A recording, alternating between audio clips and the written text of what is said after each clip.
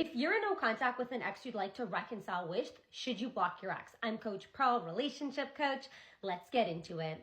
So, if you're in no contact with an ex you'd like to get back together with, I don't necessarily recommend blocking your ex. At the end of the day, it is a personal decision. If you did block your ex already, an ex can always find a way to still reach out to you, but I wouldn't recommend blocking your ex, because when you're blocking your ex, you're essentially showing an ex you're extremely hurt by this breakup, you're extremely angry, you don't want to hear from them, you want nothing to do with an ex. And so at the end of the day, it might send the message that you don't necessarily want to send to an ex. Of course, an ex needs to experience what it's like to lose you. An ex needs to experience that you're trying to move on from them, that you're trying to live your life away from them completely. But then when you block an ex, you may also at one point feel that anxiety as to when should you unblock your ex.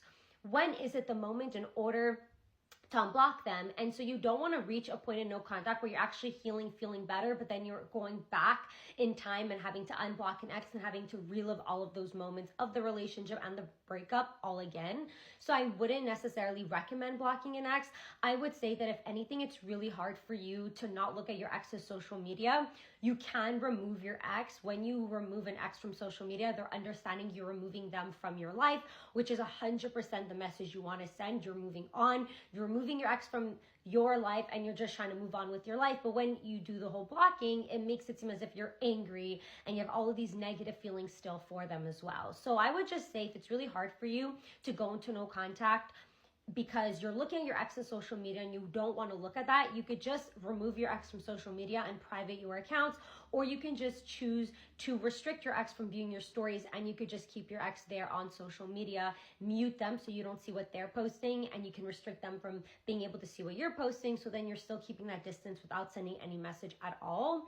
But in recent times, I have seen that removing an ex can actually give off the message that you want, that you're just moving on from them. So even though in the past I always just recommended keeping an ex as is, if you want to remove an ex from social media, that's fine.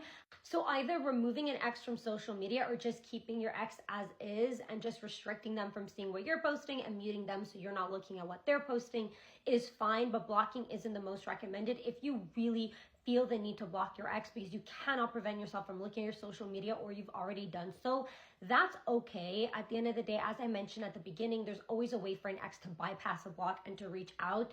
During no contact, always prioritize your healing and moving on journey. Don't ever just wait around for an ex. The more you detach, the more you move on, the more attractive you become, and the more likely it is for your ex to want to break no contact.